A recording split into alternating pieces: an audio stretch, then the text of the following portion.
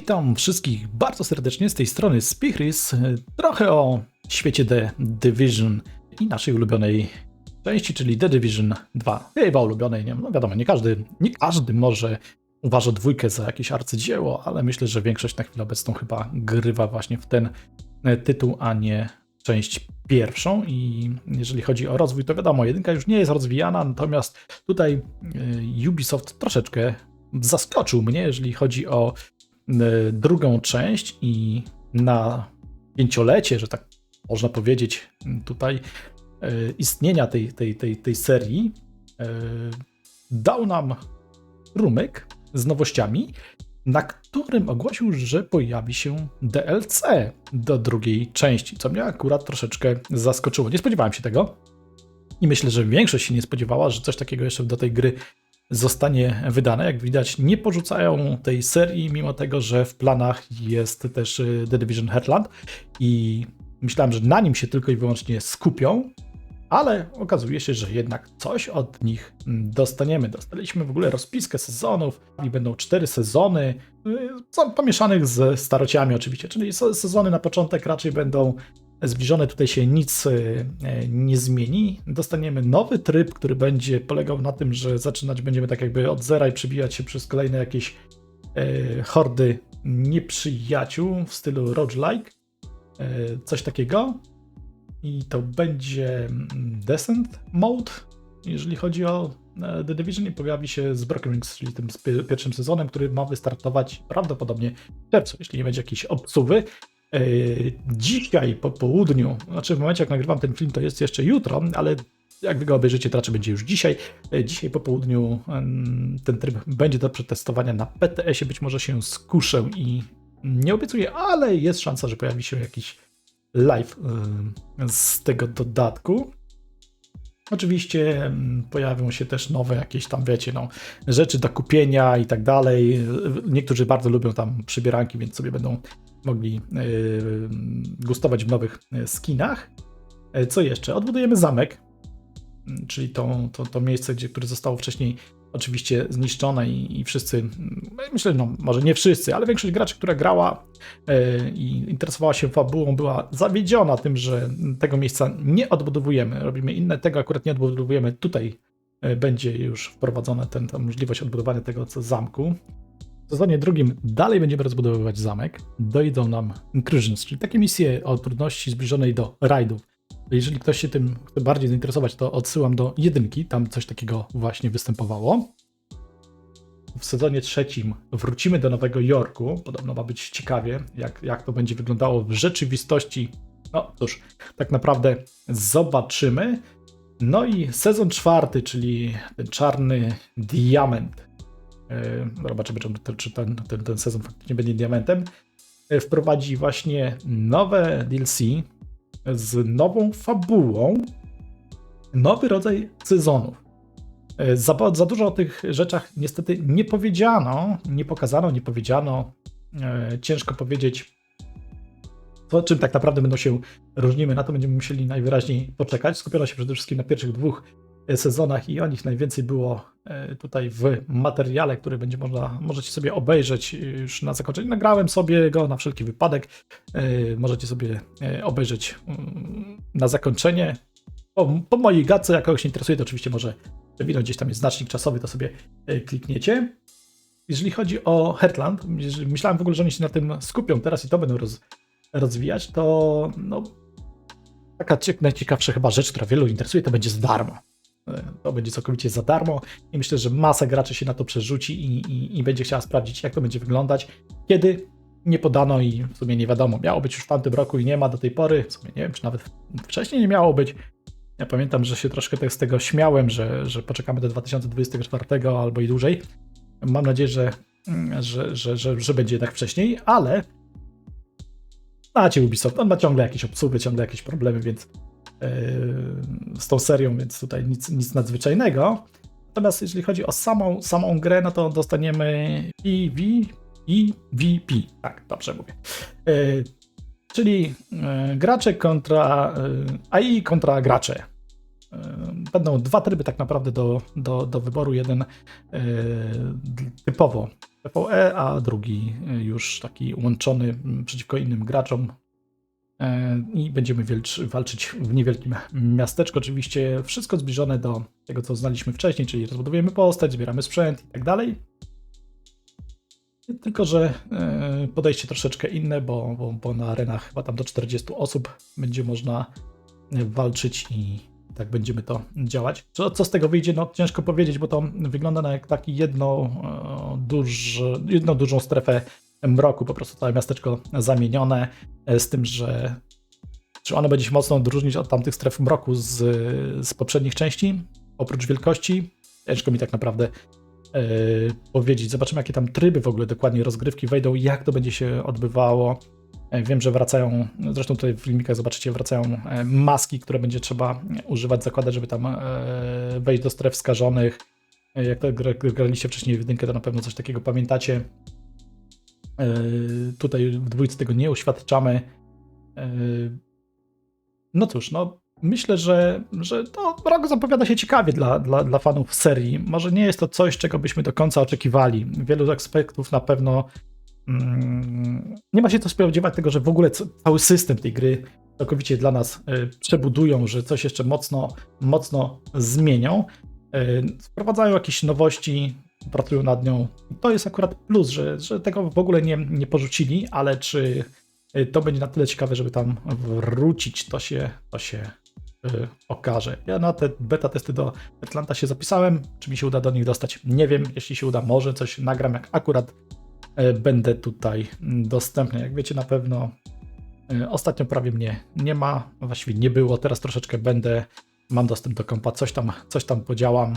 Niestety od połowy maja, znowu nie będzie, prawdopodobnie 2-3 miesiące, więc no, wszystkiego niestety tutaj nagrać, pokazać nie zdołam. Co się uda, to pokażę, no, tego nie, to niestety.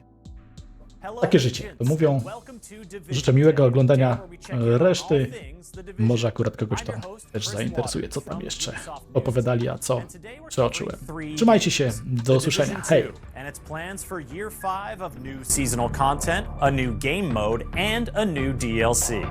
The Division Resurgence, the full-blown free-to-play RPG shooter coming to mobile devices. And the Division Heartland, the PvE-VP survival action shooter, coming for free to consoles, cloud, and PC. We've got a lot to cover, and we've got a Twitch drop queued up for you, so get comfy, and let's get it going. We'll start with Year 5 of the Division 2.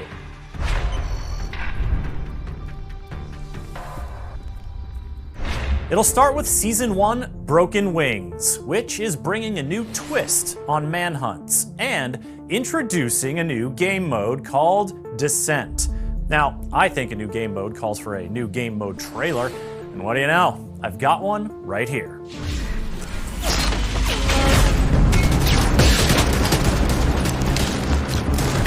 Let the sickness take them!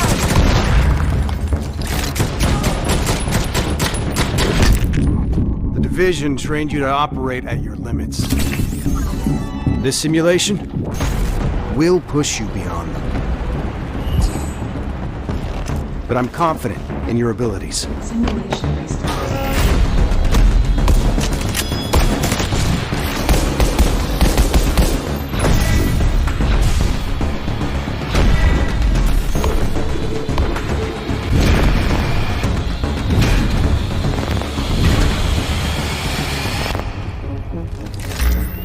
Suit up, agents.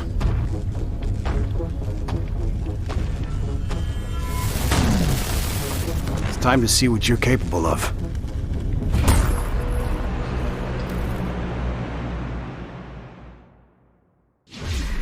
Descent is a roguelite mode coming free to all Division 2 players when Year 5 begins, and that is just the start.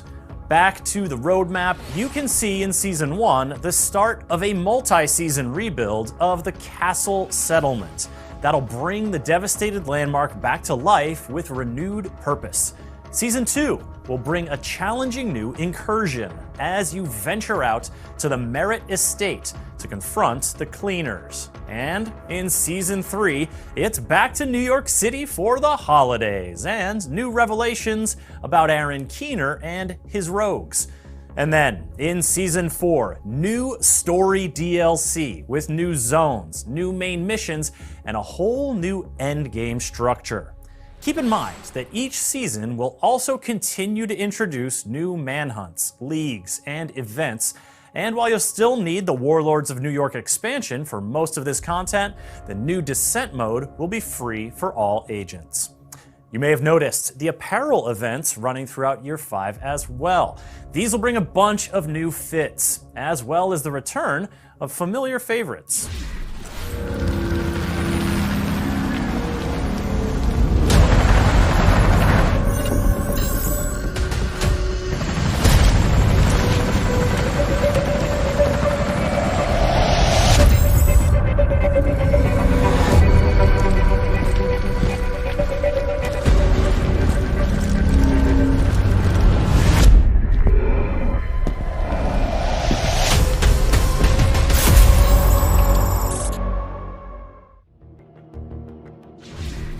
Grab that Leon Kennedy look for free starting on April 25th, and then once the season starts, set your sights on another gaming icon's signature style, Sam Fisher.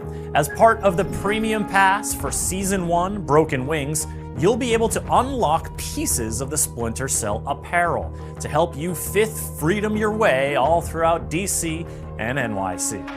So, when does this all kick off? Season 1 Broken Wings takes flight in early June, or doesn't fly because the wings are broken? I don't know. We'll find out together in early June. Now, PC players can get a little preview tomorrow because the public test server will be available tomorrow, which means you can play the new Descent mode tomorrow. As for today, there's a special sale going on in-game now through May 2nd with big discounts on outfits, custom weapon skins, and emotes. Marching Band 1 is my favorite, personally. In the coming months, there will also be big sales on the Warlords of New York expansion, plus a free weekend to help you recruit and train up your friends to get ready for all the good stuff coming in Year 5 of the Division 2.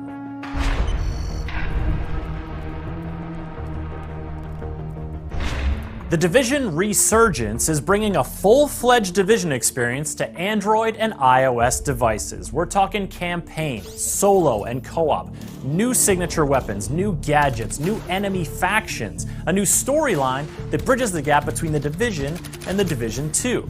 And you can be among the first to play the Division Resurgence during an upcoming test phase this summer. Sign up now at thedivisionresurgence.com for your chance to get into the test.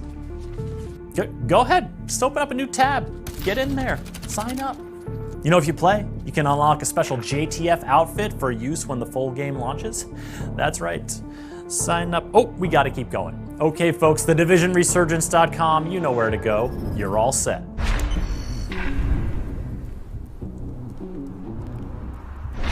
Okay, before we get to our final game, it wouldn't be Division Day without a look at how the characters and stories of the Division are expanding beyond the games in a variety of creative ways. Like the new webtoon coming next year that tells the story of a teacher in Houston, Texas, whose watch lights up with the telltale orange glow as the dollar flu outbreak spreads. You'll be able to follow their journey as they make unlikely allies and encounter dangerous new factions far from the East Coast. And coming later this year, you can bring some Division art into your own home with these extensively detailed collectible action figures of Caleb Dunn and Brian Johnson, two agents who were featured in the original E3 reveal of the Division 2. There's also a bevy of Division comics, audio stories, books, and more available right now, and you can learn all about them in our article on everything you need to know from today's show on news.ubisoft.com.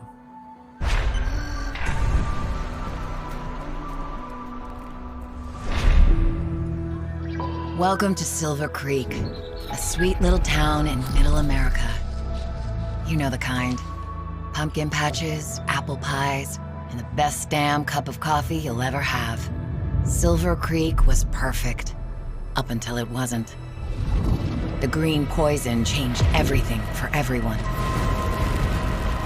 It started in New York on Black Friday, the biggest shopping day of the year. They called it the dollar flu because it spread on money. The virus knew no boundaries. No matter where it hit, the bodies piled up. And when it spread to Silver Creek, the result was the same: death. I'm Division Agent Mackenzie Reed. Originally from Kansas, I was stationed in Boston when the shit hit the fan after Black Friday. I left Boston and came to Silver Creek looking for Killian Tower, my commander. Well, he was my commander, until recently. For reasons unknown, he disavowed the Division and is now a rogue agent. Killian betrayed my team and murdered them. He gunned them down and fled. No clues, no motive, only a bloody trail for me to follow. That trail has led me to Silver Creek. I wasn't prepared for what I found. I wanted answers, but all I got was more questions. Why is the virus different here? Why did Killian murder the team he proudly commanded? And why is he amassing an army of Reapers in Silver Creek? Everything I've seen tells me that Silver Creek's at the heart of something big. I can't do this alone, Agent. I need your help. What you just saw was the cinematic intro to the Division Heartland. Set in the mysterious Midwestern town of Silver Creek, Heartland is a free-to-play PvEVP survival action shooter in which you'll confront AI factions and other player squads as you explore all the strange goings-on by light of day and fight to survive in the dark of night. Now, let's delve a little bit more into the gameplay, the systems, the setting of the Division Heartland. I've got a developer diary here to show you, and if you watched Ubisoft Forward in September, you may recognize the first little bit of it. But trust me, there's a lot more you haven't seen that I'm going to show you now. Now. Hey everyone, we're so excited to show you Heartland, an all-new standalone adventure in the Division universe. The teams poured their heart into this game, and we can't wait to share it with you. Welcome to Silver Creek. Heartland's a free-to-play survival action shooter set in the Division universe that features streamlined survival gameplay and a beautiful new world to explore, filled with dynamic PvEVP gameplay. In Heartland, you play as a Division agent, given the task of protecting Silver Creek, a small town in Middle America. It's your job to keep the town safe from enemy factions, rogue agents, and a deadly contamination. Heartland explores what happened to small-town America when the green poison was unleashed on the world. While major metropolitan centers got aid from agencies like SARA and the Division, what help did the Heartland get? This game ties directly into the timeline and introduces all new characters and storylines to the franchise. I'm Keith Evans, Creative Director on Heartland at Red Storm Entertainment. Hi, I'm Taylor Epperly. I'm the Associate Game Director on Heartland. I'm really excited for folks to see what the world of the Division looks like in small-town America. Hi, I'm Carrie Bland, Community Developer on Heartland, and I can't wait for our players to see all the hard work and dedication the team has put in. We've spent a year in closed tests building on the experience, responding to the feedback we received, and have evolved towards a truly unique and exciting take on survival PvEVP gameplay.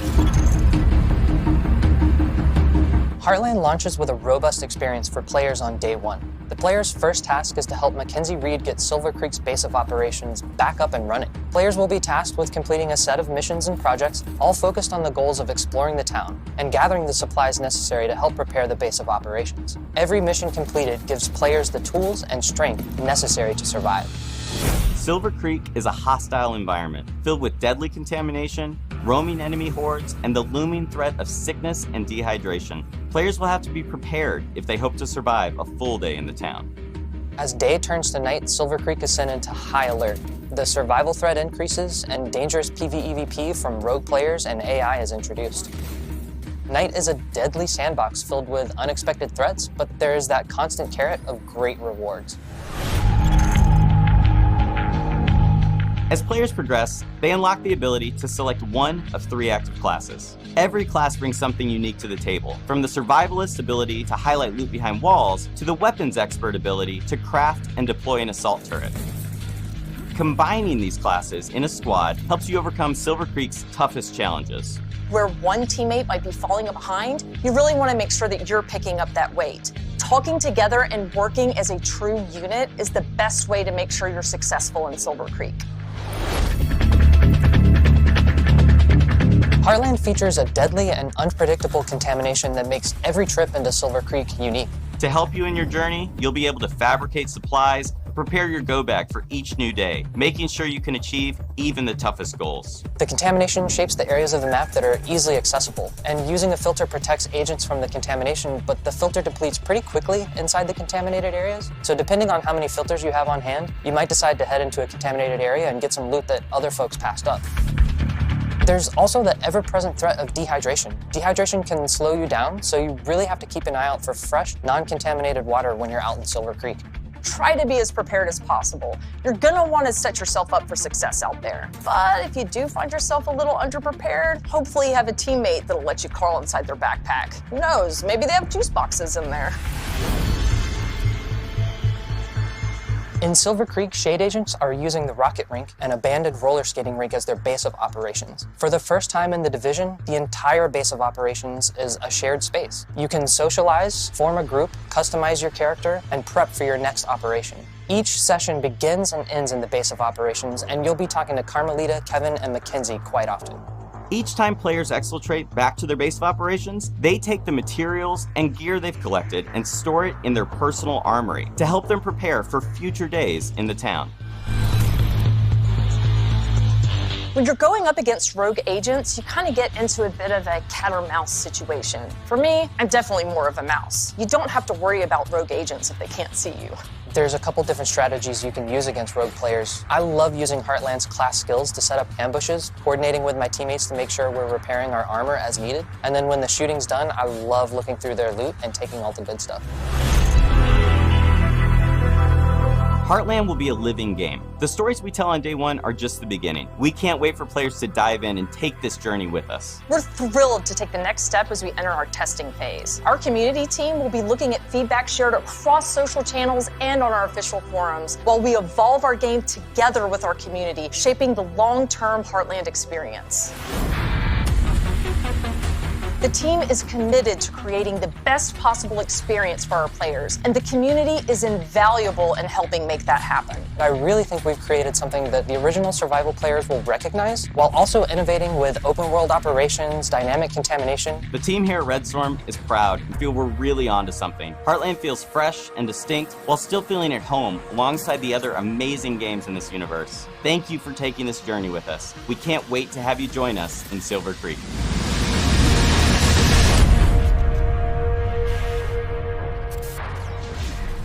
If you want to get your hands on the Division Heartland, sign up now for a chance to get into the next testing phase at thedivisionheartland.com. If you're chosen, you'll be granted 5 invites to share with 5 people you'd trust to squad up with and explore Silver Creek. You could also give them to 5 people you don't trust and bring a little chaos into your life. Get yourself on the list either way, and keep an eye out for more news this summer. When you play the Division Heartland, the Division Resurgence, and the Division 2, you'll be able to show your shade street cred with cross-game rewards. Each game will grant you a reward you can redeem in each other game, which makes for rewards. Folks, Year 5 of the Division 2 starts in early June. Signups are open now for upcoming playtests for the Division Resurgence and the Division Heartland. I'm Chris Waters, and on behalf of the Ubisoft folks working worldwide to bring you new stories, adventures, and challenges in the world of the Division, thank you for watching. We're going to send you off now with a video that brings together all the Division games onto one timeline to help you see how they all intersect.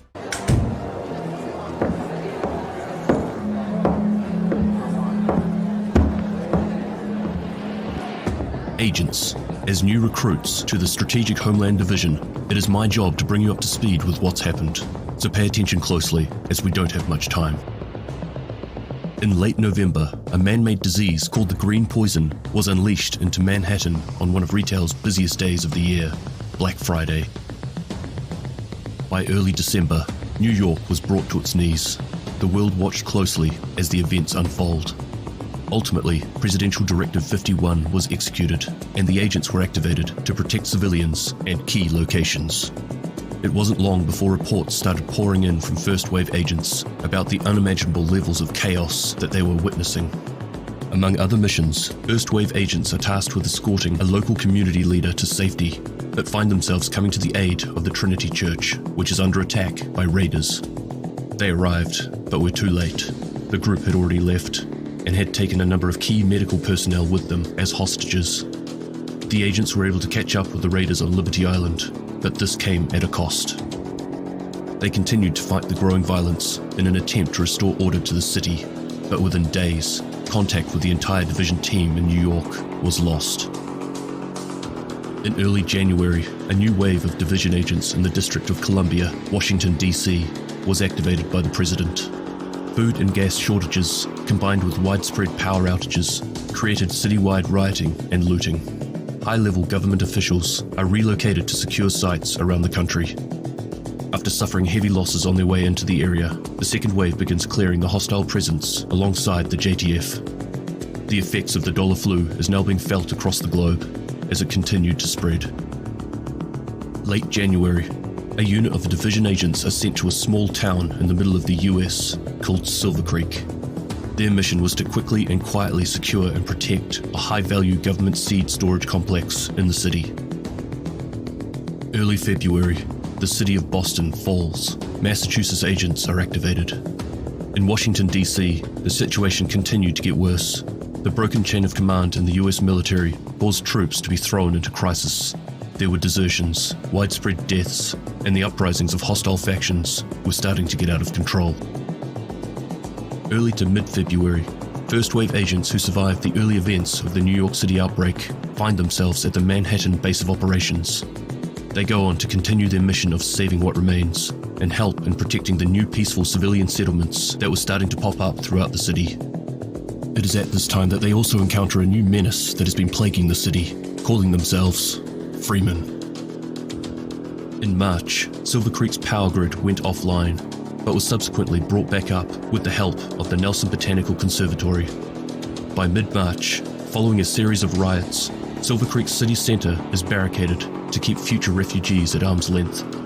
Martial law was established, and the Silver Creek militia was formed. By early May, Washington, D.C. falls. On top of this, the SHD network has been taken down. Agents from around the nation are redirected to D.C. to restore order and repair the SHD network. All apart from the agents in Silver Creek. They are told to stand their ground, as the government complex is too important to lose, even in the face of disaster in D.C. The months between March and late June is when rural America began its heavy downward spiral, and this was going unnoticed, as support was being focused around major centres. Chaos erupts, people die, and no help comes. By late June, Silver Creek city centre is engulfed by a new wave of riots and refugees. August, DC agents receive a distress call from New York City. Lower Manhattan has been attacked, and the man responsible is someone we've been looking for since the early days of the outbreak. Late August, Silver Creek has been taken over by two warring factions, calling themselves the Vultures and the Reapers. Vastly outnumbered and unprepared, an agent called in for aid over local SHD frequencies. This has just been a brief roundup of events, agents, as this is all that time allows. Command has informed me of a big intel drop coming soon, so stay alert. But for now, you have your placement details, so get out there and give them hell. Extremis Malus, Extrema Remedia.